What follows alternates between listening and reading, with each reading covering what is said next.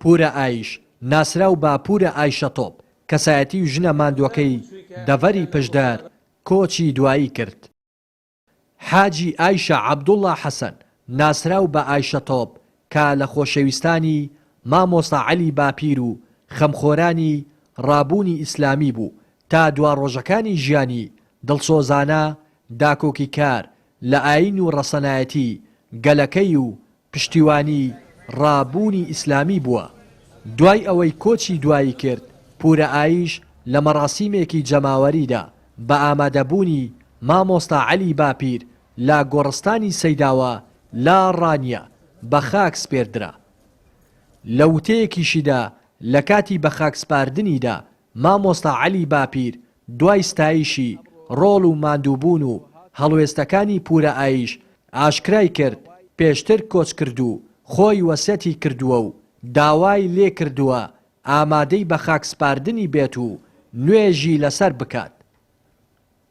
دیارە من ئەمڕۆ لە هەولێرەوە هاتم لە سەر وەسیەتی و سەر داوای حاجی ژنایش کە لە کاتی کە نەخۆش و سەردانم کرد گوتی مامۆستا پێم خۆشە گەر بۆت کرا بۆ خۆت نوێژی مردوم لەسەر بکەی نوێژی جەنازە. حاجی ژنایش شایستەی زۆر لەوە زیاتریشە. کاتی خۆیمە لە گەڵووی گوندی گەڵووی ماخۆبزنان بووین دراوسێ بووین لە ڕاستیدا حاجی ژنایش ئەو کاتە کە من خاتومە لاژنی ڕەحمەتی هاوسەرم بوو حاجی ژنایش هەم بۆ ئێمە هەم بۆ خەڵکی دیکەش هەمەکارە بوو. هەم کاری پیاوانی دەکرد هەم کاری ئافرەتانی دەکرد.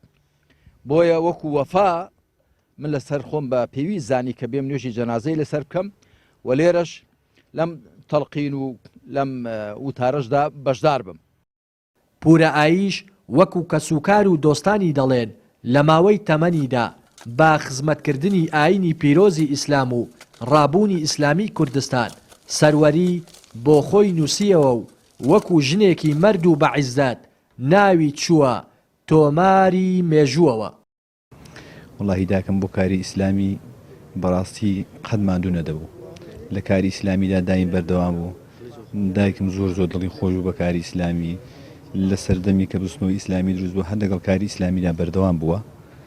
لە شاخ و لە شاریش هەر بەردەوام بووە.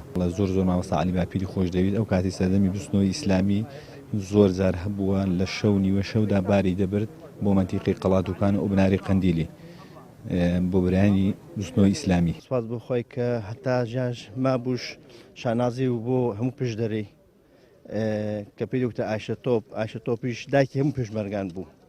هەتا ژیا دایکی هەموو پێشمەرگان بوو. ئافرەت خزمەتێکی زۆری کردو خزمەتی زۆر بە شۆڕش کردو بە هەموو پێشمەرگان کردو بە هەموو خەڵکی کردووە.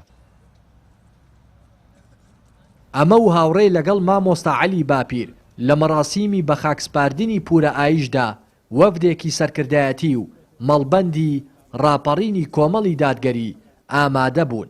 ئەمەش وەک ئەمەکداریەک بۆ پورە ئایش و خزمەتەکانی بە ڕابوونی ئیسلامی.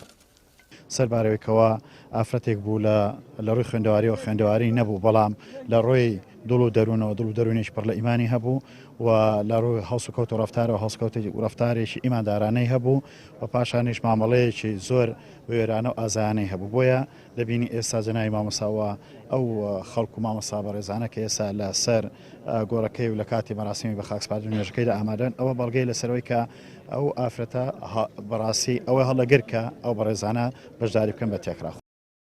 پورە ئایش ناوی تەواوی ئایش عەوڵا حەسەنە ناسراوە بە پورە ئایشە تۆپ لە تەمەنی 83 ساڵیدا کۆچی دوایی کرد و لا ڕانیە بە خاک سپێردرا. لە ناوەڕاستی هەشتاکاندا ئەو کاتەی مامۆستا عەلی باپیر و هاوڕێکانی لا ناوچەی ماخۆبزنان و پشدەڕەڕەقە بوون خزمەتێکی بەرچاو و بێوێنەی با پێشمەرگە و ڕابوونی ئیسلامی کردووە کە ئەو خزمەتانە بۆ هەمیشە لا بیرەوەریەکانی کاروانی ئیسلامیدا دەمێننەوە. لا دەڤەری ڕاپەڕینەوە ڕێناس ئەرسەلان کەناڵی پەیام.